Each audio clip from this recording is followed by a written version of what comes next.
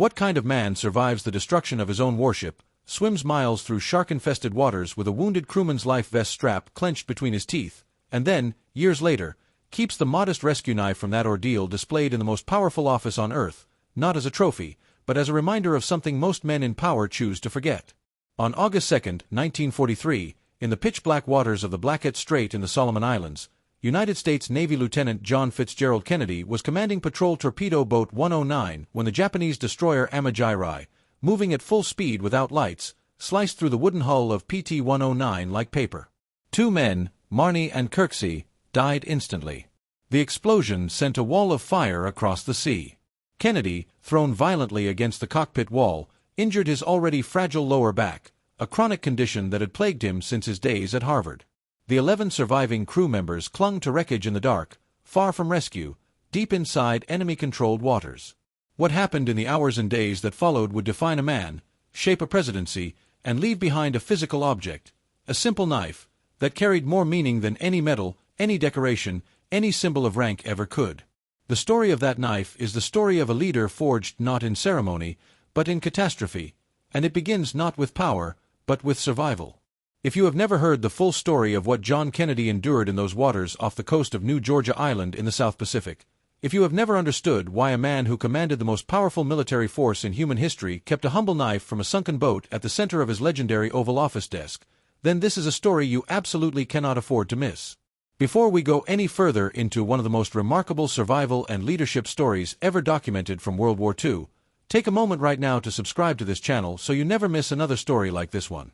Hit the like button if you believe that real history, messy, dangerous, human, is more powerful than any fictional drama.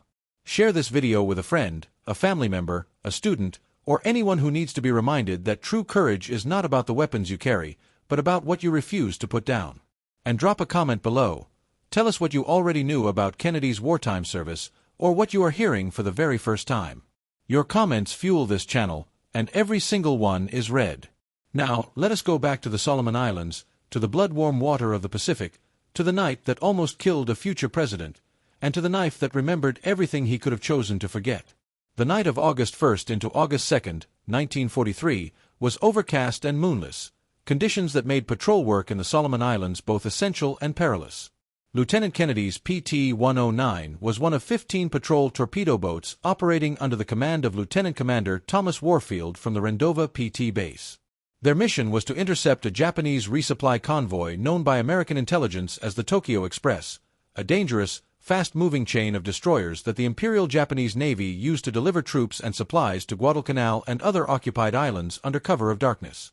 Kennedy had been assigned his boat just months earlier, in April of 1943, and despite his privileged background as the son of former United States Ambassador to the United Kingdom Joseph P. Kennedy Sr., he had worked hard to earn the respect of his crew. That night, radar contact was lost, communication was scrambled by Japanese jamming, and the 15 PT boats operated in near-total confusion. When the Admirals, a Fubuki-class destroyer under the command of Lieutenant Commander Kohei Hanami, spotted PT-109, the Japanese captain made the decision to ram rather than engage with guns. The collision happened at approximately 2:27 in the morning. The force of impact was so violent that the Admirals barely paused before disappearing back into the darkness, leaving behind fire, wreckage, and 11 men fighting to stay alive in the black water of the Blackett Strait. Kennedy's immediate instinct was to check for survivors. Despite his back injury, which would require surgery years later and cause him pain for the rest of his life, he swam from man to man in the burning water, accounting for each crew member. Patrick McMahon, the boat's engineer, was the most severely injured, suffering terrible burns over much of his body. McMahon could barely move. Kennedy made a decision that has been documented in naval records, journalist accounts, and Kennedy's own later testimony. He took the strap of McMahon's life vest between his teeth and towed the badly burned man through the water for hours. This was not a calculated act of heroism performed for witnesses. There were no cameras, no reporters, no admirals watching from a distance. It was simply what Kennedy believed had to be done, performed in complete darkness, with a very real possibility that none of them would survive. The crew clung to the still-floating front section of the wreckage through the night, but by mid-morning on August 2nd, it was clear the hull was sinking. Kennedy made the call to swim to the nearest island, a tiny, uninhabited mass called Plum Pudding Island, roughly 3.5 miles away. With McMahon in tow, Kennedy led his crew through open water, through Japanese patrolled channels, through the slow, grinding reality of survival without food, without fresh water, and without rescue in sight. The crew reached Plum Pudding Island, later renamed Kennedy Island in honor of the event, exhausted and starving. The island offered some cover but no food, no water, and no signal capability. That same night, Kennedy made another decision that would have seemed reckless to any conventional commander. He swam back out alone into the Ferguson Passage, a known patrol route, clutching a battle lantern, hoping to flag down an American PT boat. He waited for hours in the water, alone, in Japanese-controlled territory. No boats came. He swam back to the island in the early hours of the morning, barely conscious from exhaustion and saltwater exposure. The following days stretched into a desperate geography of movement. The crew moved from Plum Pudding Island to Olasana Island, then to Narrow Island, always in search of food, water, and a way to signal rescue. It was on Narrow Island that Kennedy and his crew made a discovery that would change everything. Two native Solomon Islanders, Buku Gasa and Eroni Kamana, who worked as scouts for the Australian Coast Watcher Network led by Sub-Lieutenant Reg Evans. Kennedy, understanding that he had no paper to write on and no guarantee of survival, carved a message into the husk of a coconut shell. Noro Isle, native knows posit, he can pilot, 11 alive, needs small boat, Kennedy. Buku Gasa and Eroni Kamana, at enormous personal risk, paddled nearly 40 miles to deliver that coconut to the Allied base at Rendova. That coconut shell would later sit on Kennedy's desk in the Oval Office alongside the knife, a monument not to power, but to improvisation under pressure.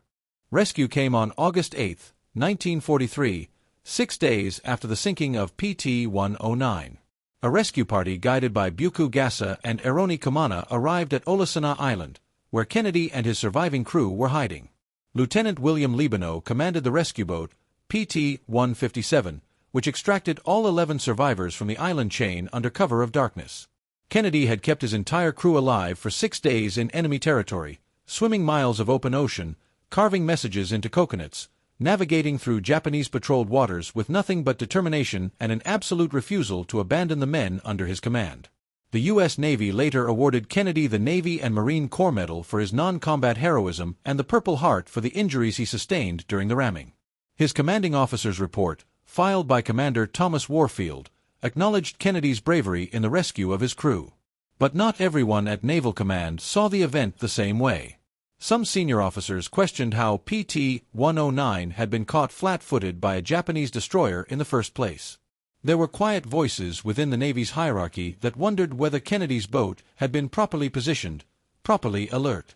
The tension between official commendation and private institutional skepticism was real, and it pointed to something deep and uncomfortable about the culture of the United States Navy's officer class in 1943, the distance between the men who gave orders from safe positions ashore and the men who executed those orders in the dark, in the water, with fire burning all around them. Here, at the center of this story, it is worth pausing to understand something that most people who know Kennedy's biography have never fully appreciated. When John Kennedy became the 35th President of the United States on January 20, 1961, he deliberately placed 2 objects on the desk of the Oval Office. Not decorations, not status symbols, but physical memories. The first was the famous coconut shell in which he had scratched his survival message in the Solomon Islands in 1943.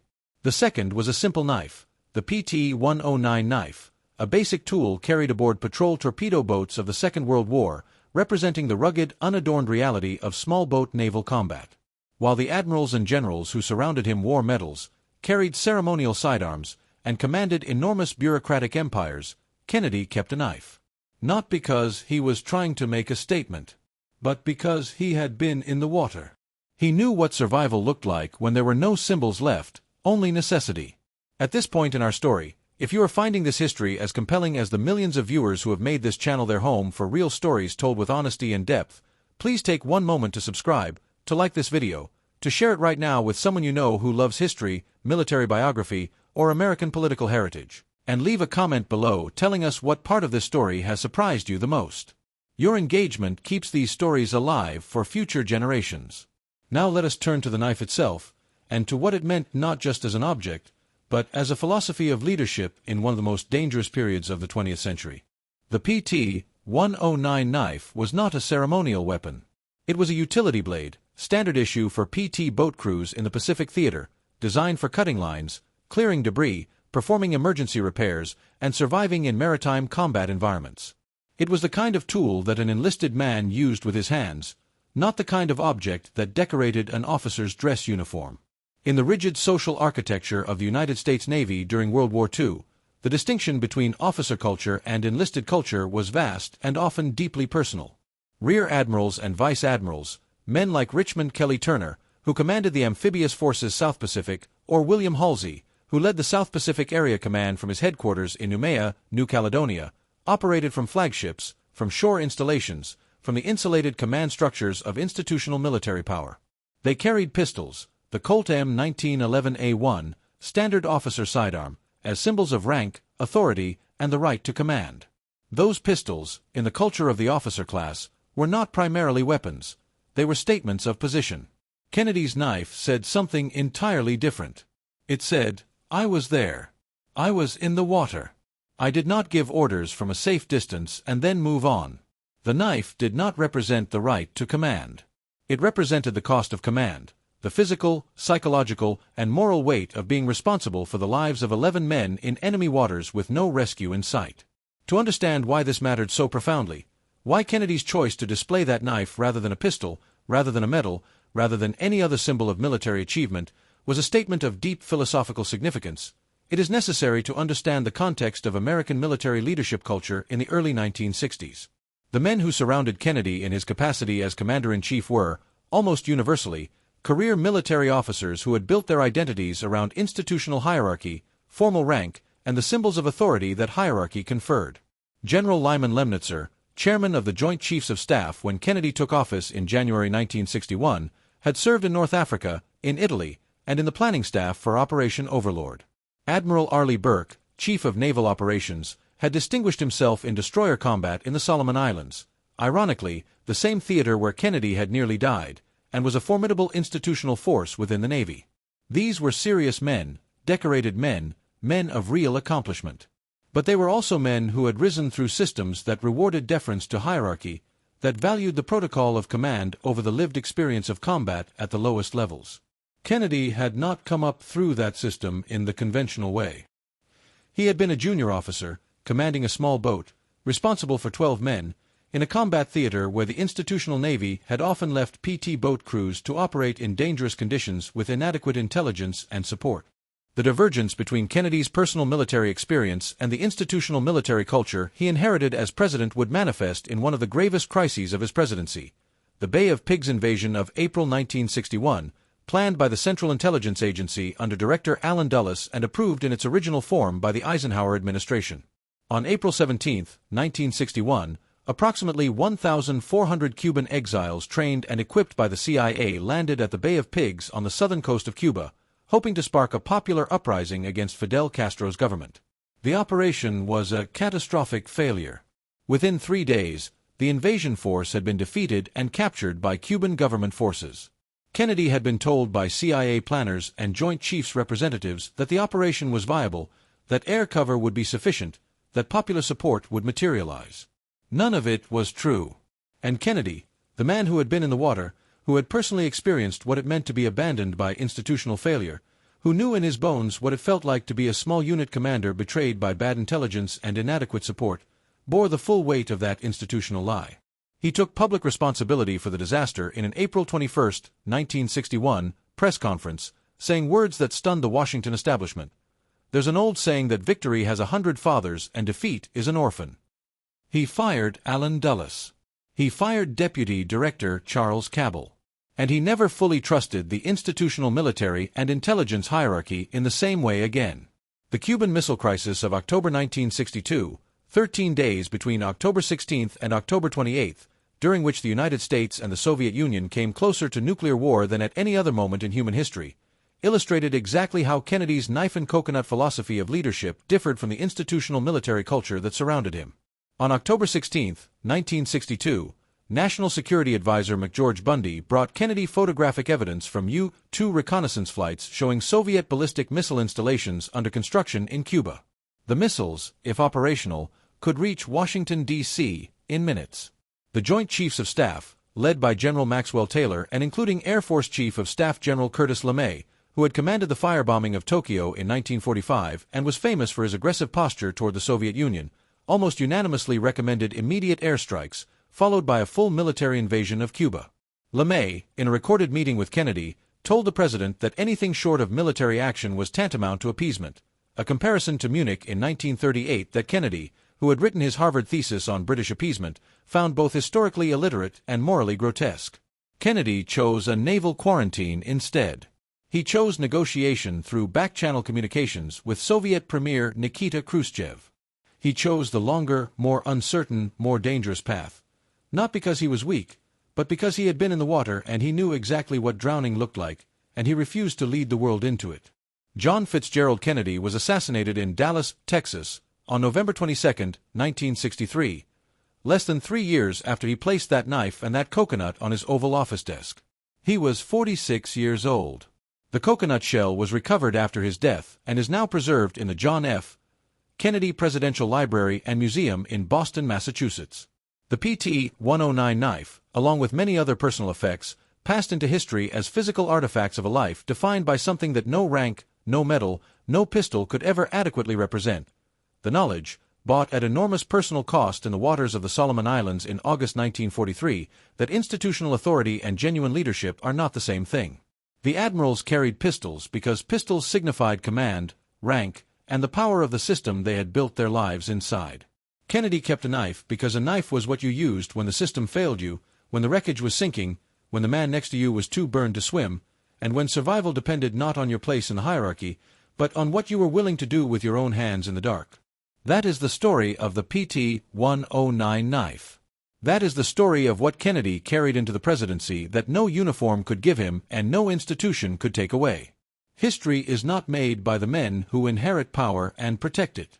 It is made by the men who survive the fire, carry the wounded, carve messages into coconuts, and refuse, absolutely refuse, to forget what the water felt like. If this story moved you, challenged you, or taught you something you did not know before, please subscribe to this channel right now, like this video, and share it with someone who needs to hear that real leadership has nothing to do with the symbols of power and everything to do with what you are willing to endure for the people beside you. Leave a comment below telling us what moment in this story struck you most deeply. Was it the ramming in the Blackhead Strait, the coconut message, the Bay of Pigs, or the missile crisis? Every comment matters. Every share carries this story further. And every subscriber ensures that history like this is never forgotten.